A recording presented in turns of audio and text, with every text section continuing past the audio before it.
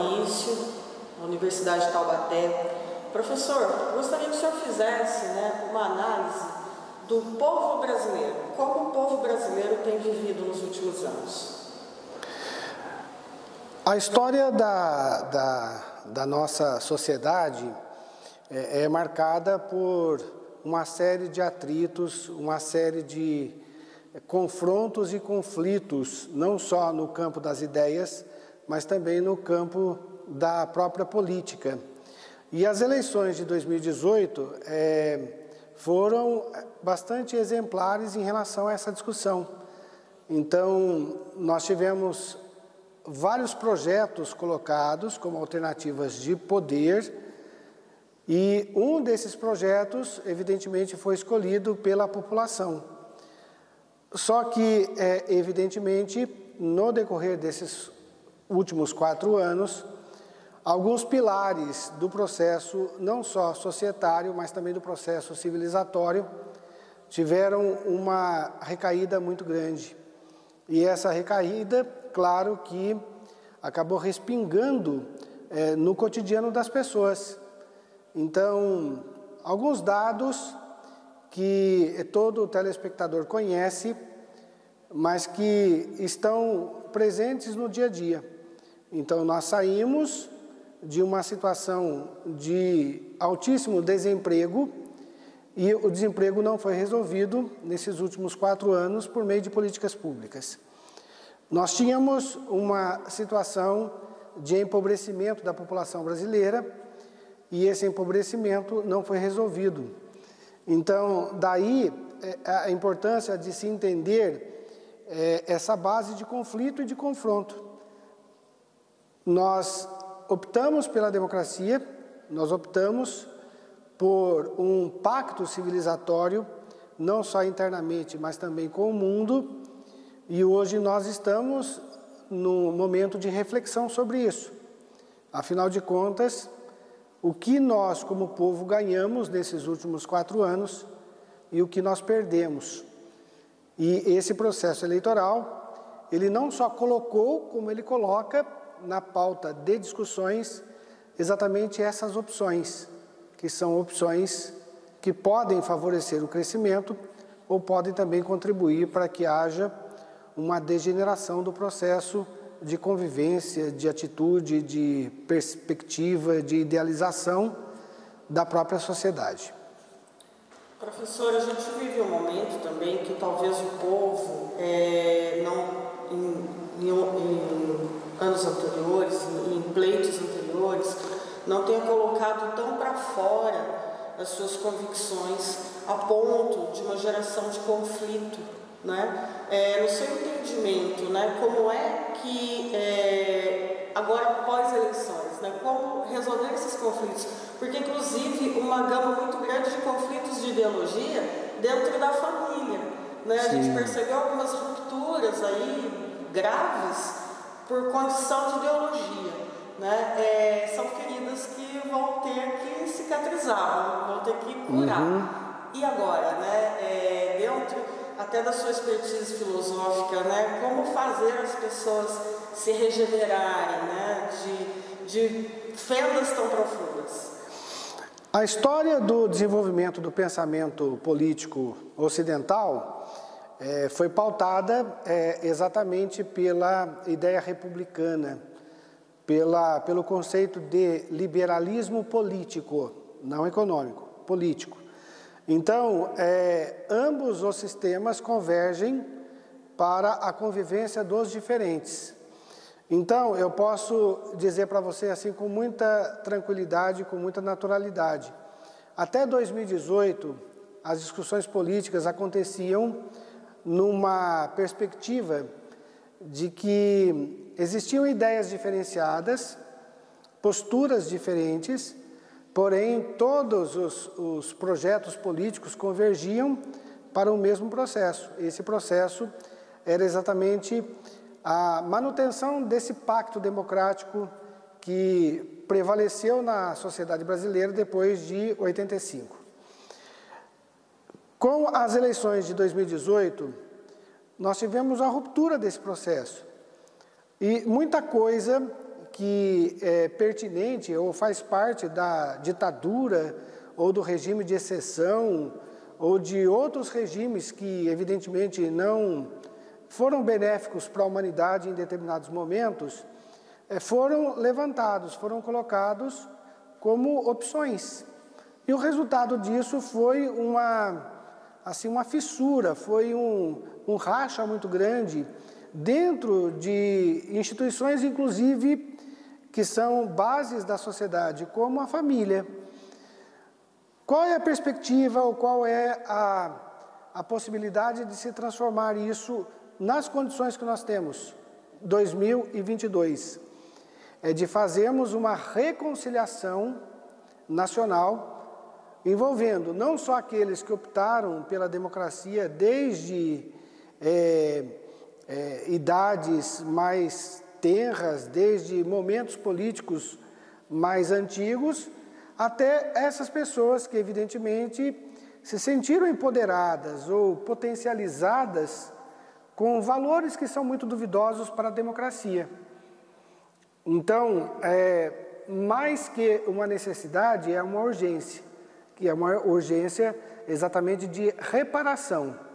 Então, ninguém é obrigado a concordar com nada, ninguém é obrigado a viver sob a tutela do medo, mas nós não podemos, em hipótese nenhuma, acharmos que a violência seja a solução para as divergências políticas, ou que simplesmente a desqualificação ou a criminalização de pessoas que pensam, que agem ou que têm vontades diferentes das nossas, devam ser marginalizadas do processo político. Então, essa perspectiva é que está errada. Então, nós precisamos agora de alguém que faça essa reconciliação acontecer, que traga todo mundo para a mesa de discussão e que cada um externe aquilo que é de interesse, aquilo que é de convergência para a própria existência, mas que respeite os pilares da democracia, que são exatamente o humanismo, o pluralismo e a inovação, a renovação de ideais, valores, sentimentos, tecnologias e assim por diante. E como cidadão brasileiro, né, o que o senhor acha que seria o ponto mais sensível que o próximo governante, seja ele qual for, deva atuar primeiro, né? Qual é a urgência na sua concepção de cidadão brasileiro? Olha, eu indicaria para você dois elementos que estão correlacionados. O primeiro é a geração de empregos. Nós precisamos de emprego. E o segundo, nós precisamos acabar com a pobreza e a miséria, que estão interconectados. É impossível você imaginar a dignidade humana sem a sustentação material da própria existência. Então, qualquer que seja o governante escolhido, no primeiro turno, no segundo turno, a gente não vê tanta diferença de um e de outro nessa perspectiva colocada em discussão, é que a pessoa seja dignificada materialmente. E após, então, essa exigência ser contemplada, aí, claro, outras necessidades vão aparecer e outras demandas também serão colocadas para os nossos governantes. Mas o que é importante é que essa pessoa tenha capacidade de ouvir, tenha capacidade de sentir e tenha capacidade de ser empático com aqueles brasileiros que, infelizmente, nos dias de hoje, não podem ser considerados como tais, até porque a dignidade é ferida todo dia. Fica, portanto, um chamado, fica, portanto, um compromisso que não só os governantes devem ter, mas também a sociedade, no sentido de cobrar deles aquilo que é obrigação, aquilo que é necessidade. Trazendo, para a gente encerrar, professor, trazendo aqui para a nossa região, a região do Vale do Paraíba colocou aí à disposição vários candidatos, existem vários candidatos a cargos estaduais e federais, enfim, representantes aqui da nossa região, e partindo do mesmo pensamento pensamento? Qual seria, na sua opinião, a maior necessidade do Vale do Paraíba, né? O que os candidatos do Vale do Paraíba deveriam se preocupar?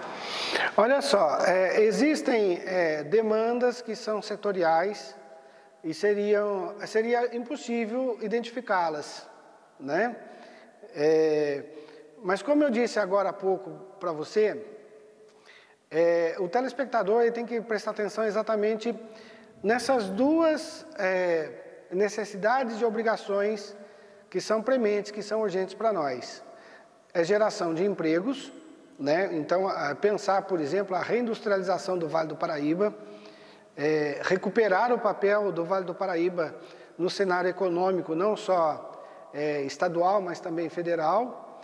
E, num segundo momento, criar políticas públicas que contemplem as necessidades dessa população que está desempregada hoje.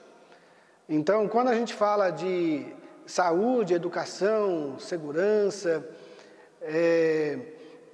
a gente precisa ter em vista exatamente essas duas necessidades. E qualquer candidato que se apresente para nós como alternativa de legislação ou de administração, precisam ser cobrados em relação a isso, né? Na busca, portanto, da contemplação da condição material, outras necessidades serão contempladas de maneira até sucessivas, né? E todo mundo ganharia se essa possibilidade fosse colocada à mesa para nós. Agora, como última questão mesmo, né? Eu não posso deixar de perguntar isso para o senhor. O senhor trabalha com jovens, né? E nesse pleito tivemos um aumento, né, da comunidade jovem como primeiro voto, né? Qual seria o seu conselho, né, ao jovem votante pela primeira vez? O conselho é muito simples. Jovem vive de ideal, né? É a perspectiva de um futuro próximo ou distante que depende do hoje. O conselho que eu sempre dou aos jovens é muito simples. Preste atenção no programa do partido em que você vai votar. Preste atenção. É o programa que deve estar alinhado ao seu ideal, à sua necessidade de médio ou de longo prazos. Se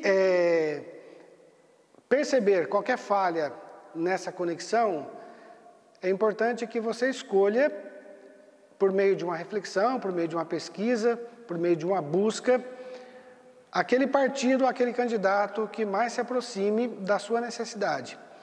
Mas é muito interessante essa perspectiva de participação juvenil. Esse crescimento, ele se tornou uma exceção, mas ele deve se tornar uma regra, porque todas as políticas, independente das esferas em que elas acontecem, elas têm uma ação direta sobre a vida da juventude. É a juventude que procura o primeiro emprego, é a juventude que planeja a constituição de uma família, é o jovem que planeja um mundo melhor, é o jovem que executa ações que tornam o mundo mais palatável, mais agradável e assim por diante. Então, essa participação é de fundamental importância para não só a democracia, mas também para a sociedade brasileira.